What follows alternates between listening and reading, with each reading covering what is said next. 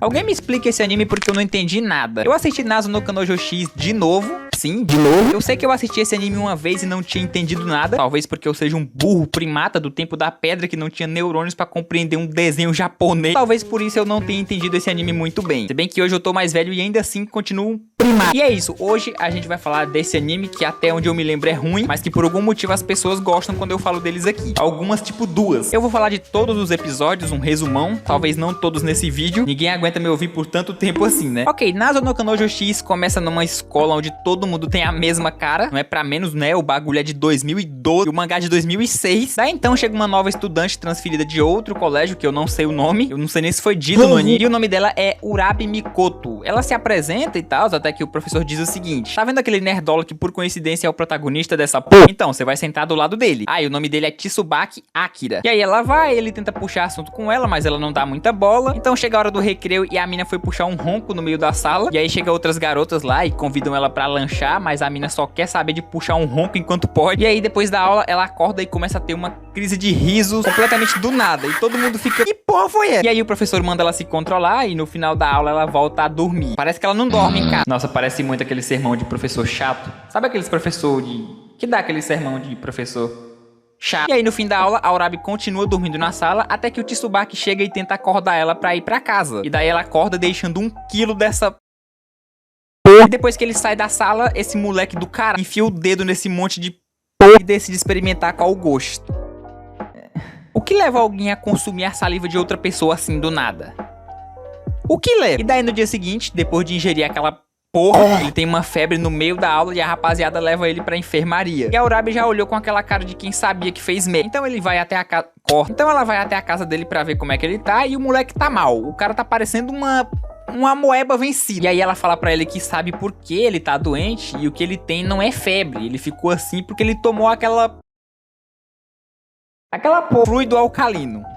É, fluido alcalino. E ela meio que sabia que ele tinha feito isso e pergunta se o sabor era doce. E eu vou pular essa cena porque é bem nojenta e eu me recuso a falar sobre, que eu fiquei enojado. Puta que pariu. Mas é explicado que esse negócio da saliva não tem nada a ver com essa febre, é tudo na verdade uma doença chamada amor. O moleque tá apaixonado por uma mina que vive babando e é isso. No dia seguinte eles começam a andar como se fosse um casal e estão até organizando o namoro. Sim, organizando, porque a Urabi teve uma visão de que o Tsubaki seria a primeira pessoa com quem ela faria aquela palavra que começa com S. Então, consequentemente, eles ficariam juntos, né? E a partir desse dia, ele vai ter que fazer isso todo dia. Todo santo dia, o moleque vai levar uma dedada. Essa dedada aí que vocês estão vendo, provavelmente. Eu vou colocar na tela, ou sei lá, o editor coloca aí. E ele até se declara pra ela, dizendo que gosta dela e tal. E depois de ouvir isso, a mina dá uma gorfada. Ok, agora chega de tanto detalhe dessa porra. Mas que porra? Toda cena tem... Mano, eu não consigo resumir cena que tem esse fluido que vocês estão vendo aí. Não, eu não consigo. Ele foi, tipo, super fofo com ela e ela fez essa... Mas isso é bom, por mais nojento que seja, é bom.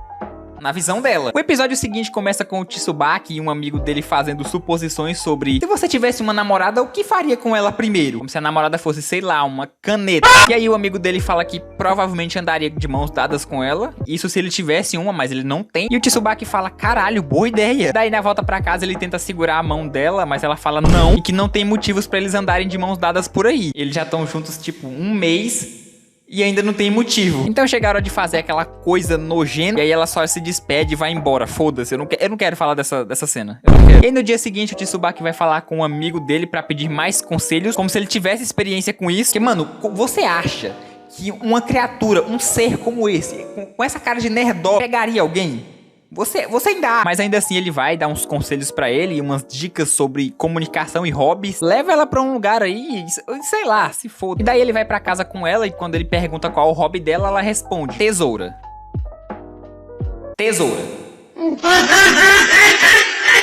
E quando ela vai mostrar pra ele, né, ela pede pra ele segurar um pedaço de papel, até que a mina saca uma tesoura de um lugar que eu não posso falar, mas quando eu vi essa cena, eu achei que ela ia puxar uma tramontina e deixar esse moleque igual uma carne moída. Mas não, isso aí é tipo uma habilidade que ela tem, ela consegue usar a tesoura pra fazer arte. Um tipo de arte bem diferente, mas é arte. A mina corta muita coisa com essa tesoura, tipo muita coisa, papelão, papel... Atua. Enfim, continuando. E aí tem uma cena também onde eles estão voltando pra casa de novo, porque esse anime se resume em voltar pra casa com a namorada, que não é exatamente uma namorada. Mas assim, tô entendendo nada. Então ele decide agarrar ela, dar um abraço nela, daí ela puxa a tesoura e eu pensei que ela ia castrar o moleque. Toda vez que ela puxa essa bendita tesoura, tem que ter uma cena muito exagerada. É sério, é muito exagerado. E até agora eu não me perguntei por que ela tem uma tesoura guardada naquela região.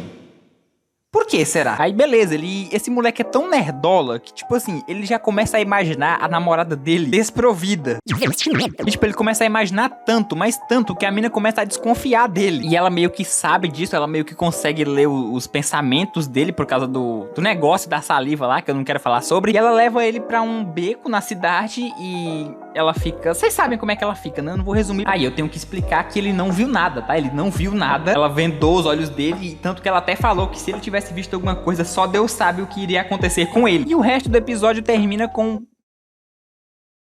Foda-se. O episódio seguinte começa com o nosso mano pegando o amigo dele no flagra, no meio da sala. Sim, é o nerdola lá que eu falei ainda há pouco. E não é que as dicas funcionaram? Olha que filho da puta. E aí o cara pergunta se ele viu alguma coisa e ele fala que sim, meio que sem querer. Daí ele pede pra ele não contar pra ninguém da sala. Não sei pra quê, né? Quem é que vai acreditar nisso sem prova? Então aí no outro dia, ele e a Urabi estão voltando pra casa e a Urabi chama ele pra dar uma passada no parque antes de chegar em casa. E daí eles vão fazer a lição de casa e o Tsubaki fala que ele viu o casal lá se beijando. E no embalo ela pergunta se ele também queria beijar ela. Pô, minha filha, já faz mais de um mês que a gente tá junto e eu não consegui pegar na tua mão. E assim como todas as cenas desse anime, essa não poderia ser menos estranha e nojenta. Mas basicamente a mina virou um peão e depois ela faz isso. Gente, eu não vou detalhar tudo, não dá. Ela fala pra ele experimentar esse negócio antes de dormir e ele se pergunta, tá, mas o que isso tem a ver com o beijo? De certa forma tem, né?